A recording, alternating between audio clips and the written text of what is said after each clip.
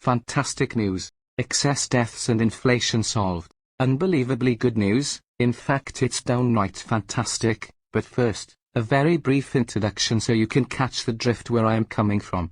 Do you recall around 4 years ago, at the start of the COVID-19 pandemic, New Zealand's elite professor mathematical modelling algorithm expert super sleuths were predicting thousands of Kiwis would die from the virus? So we slammed our borders closed and saturation bombed the population with vaccines and boosters. Job done, lives saved. Well done, professors. And, only just over a week or so ago, the professor super sleuths were at it again, using more mathematical modelling algorithms to prove that the above strategy not only saved lives. The strategy actually delivered one of the lowest pandemic COVID-19 mortality rates in the world. The results were so good, a detailed research paper of the study was published in the medical journal Vaccine. Now, I know what you might be thinking, what about the horrific excess deaths? Problem solved, because the Office of National Statistics in the UK has gone one better than New Zealand's professor modelling algorithm expert super sleuths. They have developed a few mathematical modelling algorithms themselves, but in this case, it's to lower the number of actual excess deaths reported. Just think of the implications. New Zealand's super sleuth modelers have mathematical formulae that show low numbers of deaths due to COVID-19, and the UK's ONS super sleuth modelers have formulae to lower the numbers of reported excess deaths. This is absolutely brilliant, because I suspect this will be applied throughout the world to show an amazing pandemic recovery success story. I have listed below a small sample of the mathematical modelling formulae, which as you can see, is really very straightforward, so much so.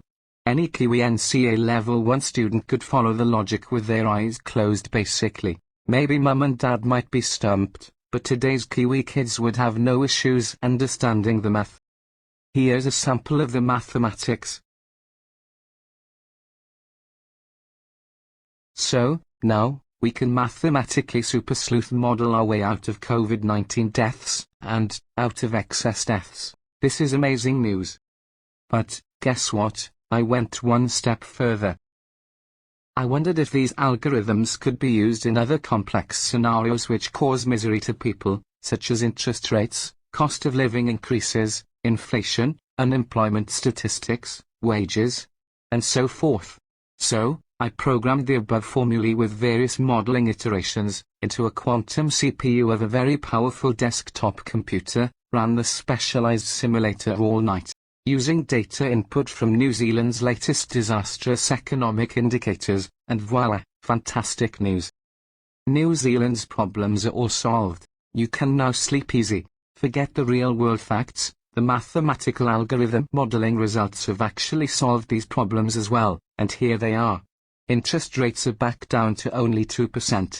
Inflation is also down below the 2.5% threshold. The number of people receiving job seeker benefits has dropped by 50,000.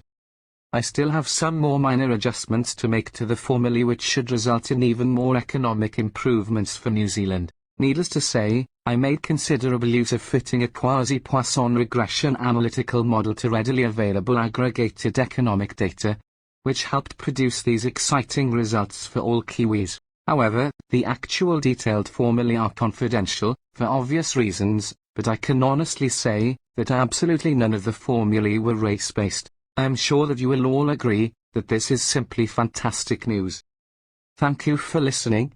Geraint, on behalf of WhangareiTim.